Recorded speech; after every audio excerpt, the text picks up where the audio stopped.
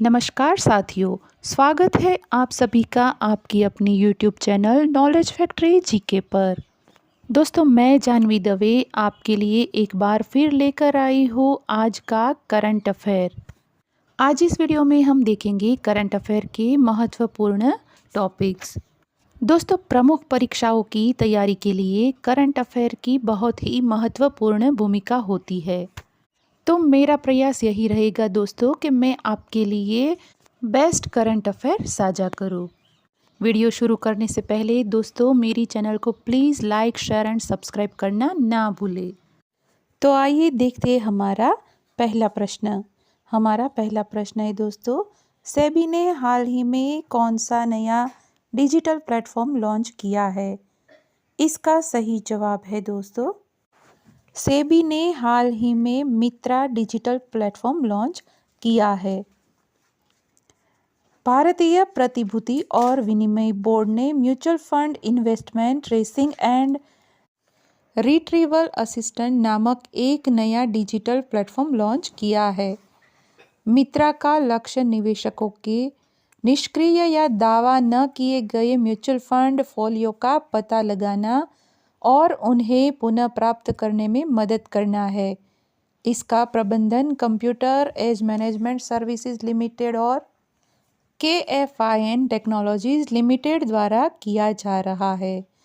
देखते हैं हमारा दूसरा प्रश्न।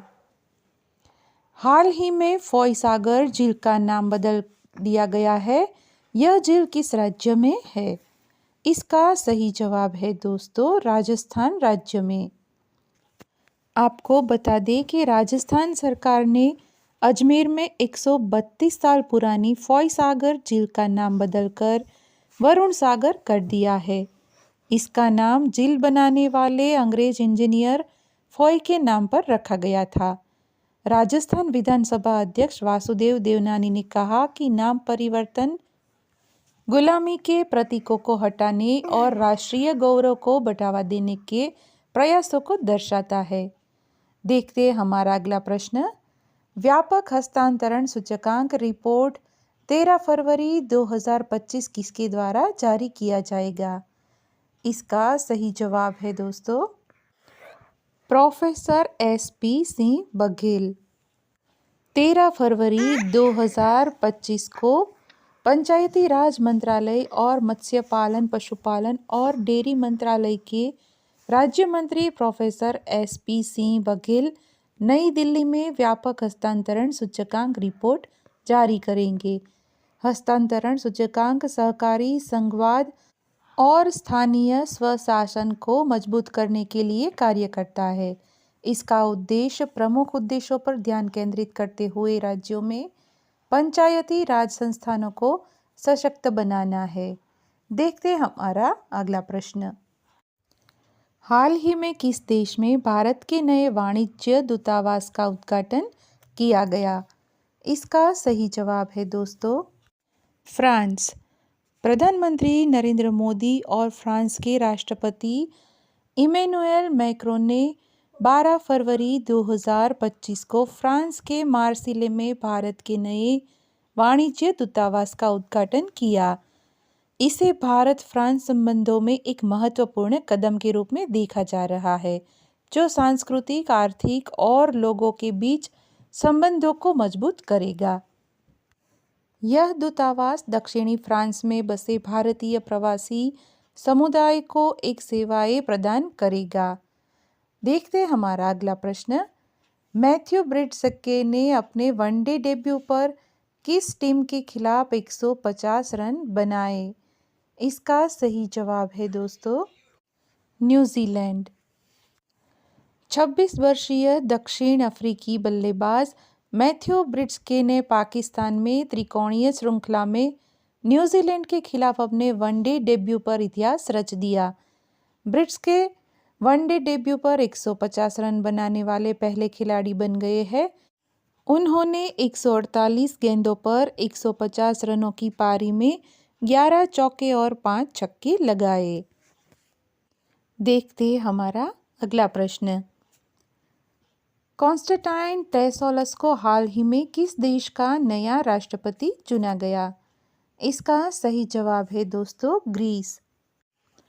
हाल ही में ग्रीक संसद की पूर्व अध्यक्ष कॉन्स्टेंटाइन टेसोलस को ग्रीस के नए राष्ट्रपति के रूप में चुना गया।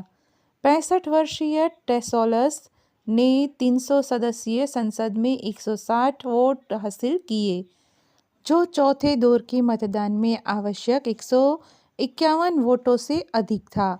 वह कतेरिना स्केलारोपोलू का स्थान लेंगे, जिनका कार्यकाल मार्च में समाप्त हो रहा है। देखते हमारा अगला प्रश्न। हाल ही में किस भारतीय को आईसीसी चैंपियंस ट्रॉफी 2025 के लिए इवेंट एम्बेसडर के रूप में नियुक्त किया गया? इसका सही जवाब है दोस्तों शिखर धवन को। शिखर धवन को आईसीसी चैंपियंस ट्रॉफी 2025 के लिए इवेंट एम्बेसडर के में से एक नियुक्त किया गया है। अब बात करते हैं विश्व दलहन दिवस के बारे में दोस्तों। विश्व दलहन दिवस प्रत्येक वर्ष 10 फरवरी को मनाया जाता है, ताकि दलहन के सतत और पोषक खाद्य स्रोत के रूप में महत्व को वैश्विक स्तर पर उजागर किया जा सके। यह दिन दलहन के पोषण मूल्य, खाद्य सुरक्षा लाभ और पर्यावरणीय फायदों पर जोर देता है, जिससे सतत कृषि प्रणाली को बढ़ावा मिलता है।